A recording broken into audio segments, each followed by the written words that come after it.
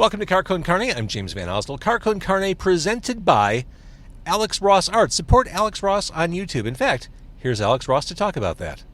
Hi, this is Alex Ross. I appreciate you guys supporting our YouTube, and we create new content every week. I hope you will continue to support us, and please subscribe. It's Car Con Carne. Let's eat in the car. It's Car Con Carne.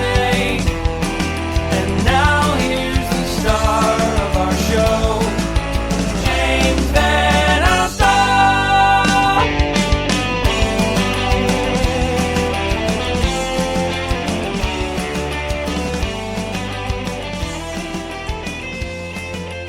Car Con Carne is also sponsored by a book about the 1990s in Chicago. What a time it was to live in Chicago. 90 days in the 90s. Here's the premise. Andy Fry is the author. He wrote this book.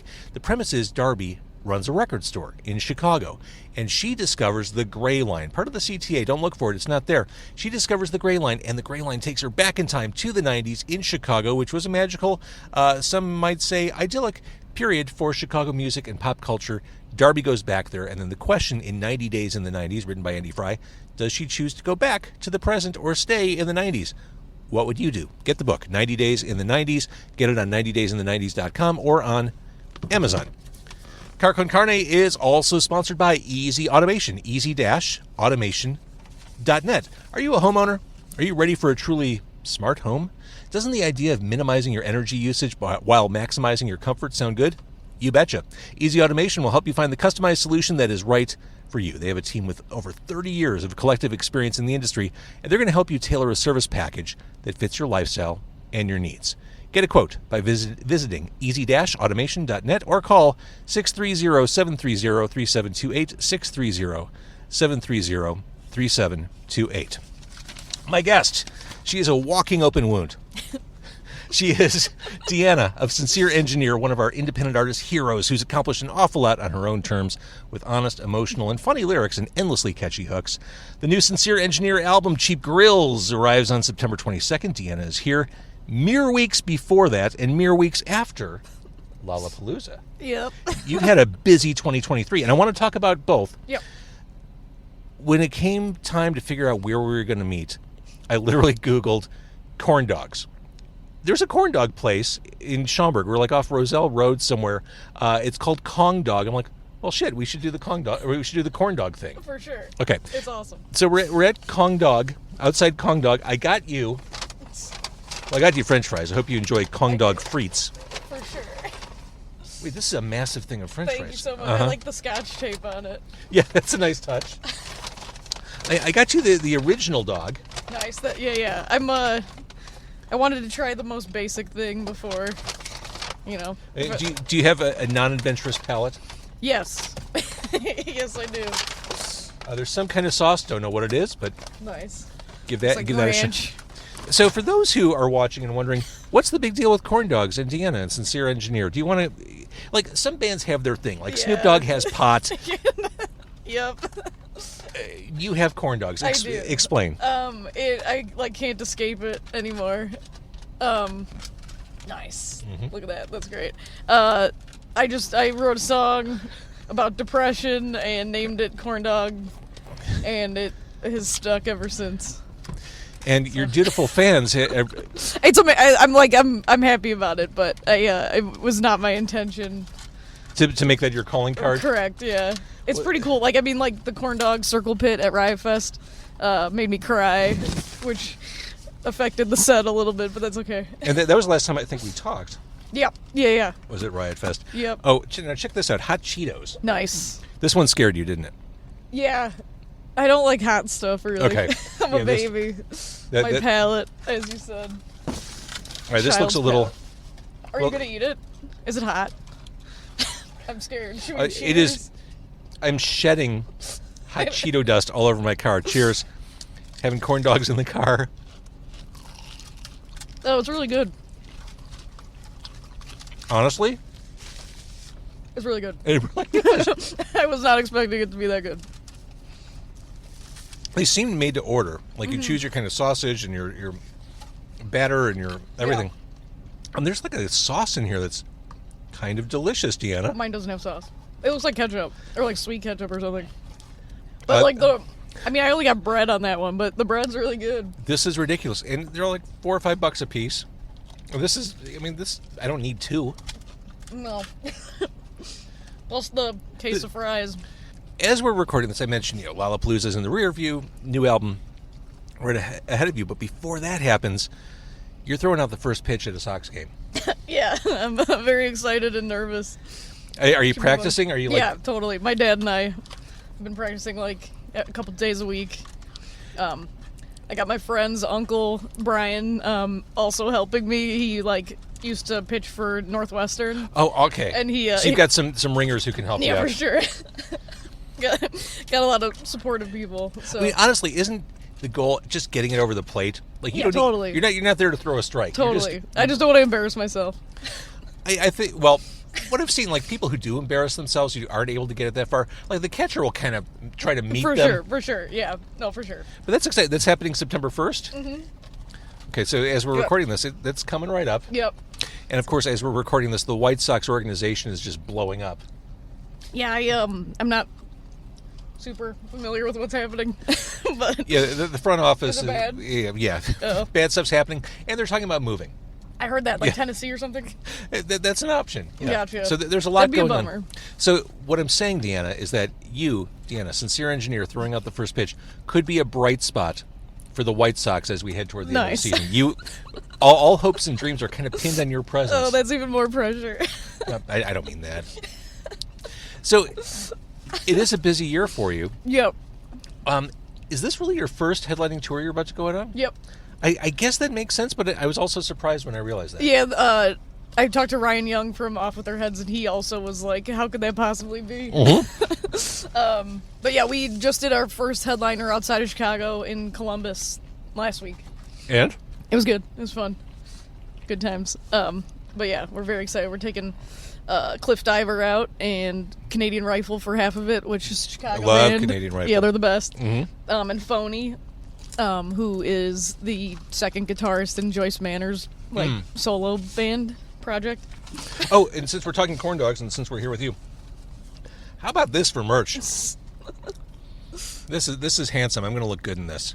Hell yeah. It's a traditional mustard topped Yep. corn dog. Thank you for that. You got to get the hot Cheeto dust on it. Here's the thing. I try to get restaurant sponsors for the podcast to participate. Kong Dog didn't respond to my outreach, which is fine. So I thought, well, I'm not going to give them, too much whatever. This is really good. This is... It's super good. I would definitely come back. This is awesome. Like, this is sweet. This is literally sweet and yummy. It's absolutely a mess and not appropriate for eating in the car. Totally. Not even... Totally. And I'm trying to avoid, crunching sounds in the mic. All bets are off. Let her rip.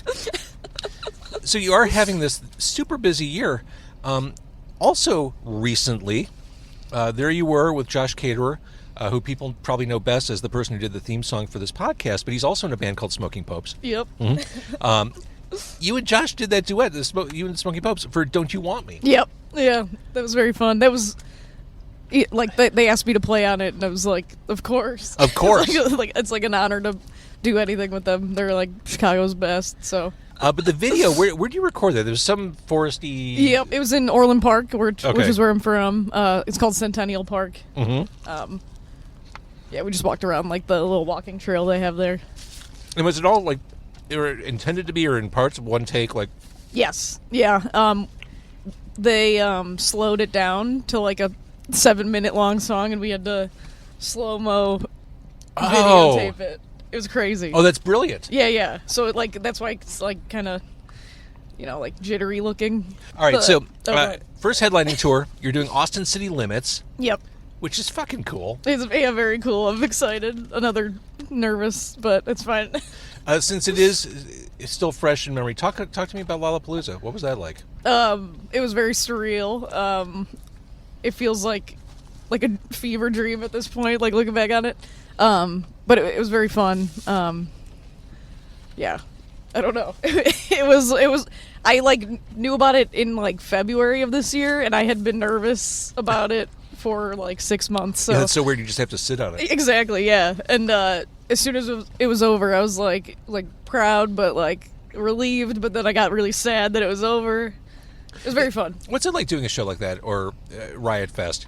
Do you just are you so just in the moment you can't even like think about what's going on? Like do you just, basically, yeah. Yeah. You just for kind of sure. like go on autopilot. Totally, yeah.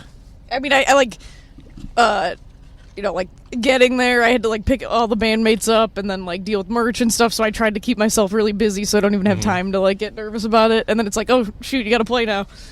That's Which awesome. I have to do that, otherwise I'll just sit there and like piss my pants. So can I say that? Sure. Okay, great. I think it's a punk rock action, Perfect. Yeah. and I'm sure there are people in the crowd who are into that. Yeah, for sure. So okay, Stocks game on September 1st. Yep. First headlining tour. As we're recording this, you're about to release the video, right, for Inside My Head? Yep. Like, that's right about to happen. Yeah, that's next Wednesday. Okay, so by the time people are watching or listening to this, it may be, like, perfect timing. Hey, it's available now. Yep. There's something you do on this song, like, the vocal rhythm Yeah. in it is really cool. Thank you. I think it makes it memorable. The way you kind of... It is like a different one out of all of them, for sure. It's a real standout. And again, Cheap Grills, that is coming out mid-September, the 22nd. Thank you. Yep. It just fell out of my head. But I like that song a lot. Also, there's a song on the album called Scratch, and it feels premature to talk about the album because people can't hear the album in its entirety yet. But one of my favorite hooks on the album, Could You Stay for a While? Mm-hmm. And is that a harmonica I hear? Yes. Who's playing that? Franz from The Hold Steady. Really? He played it on Fireplace too, and I think another song. He did all the like keys and accordions and all that. This he worked with us on our last record and this one, and I can't like imagine recording without him now. So he's amazing. Along the lines of instrumentation, the album ends on a kind of a gentle note with Blind Robin. I mean, it is. Yeah, no, for sure. It's the most. Those are strings, right? Yeah. Yeah, that's Or violin? It was violin and like this. His name's Josh Knowles. He lives in Boston. He has like a pedal where he'll like record his violin parts and then like have like a pedal that makes it sound like a cello. And then he did like 10 tracks of it or something, and it sounds like an orchestra. It was very sick. It's a cool song, and it speaks to something I keep coming back to.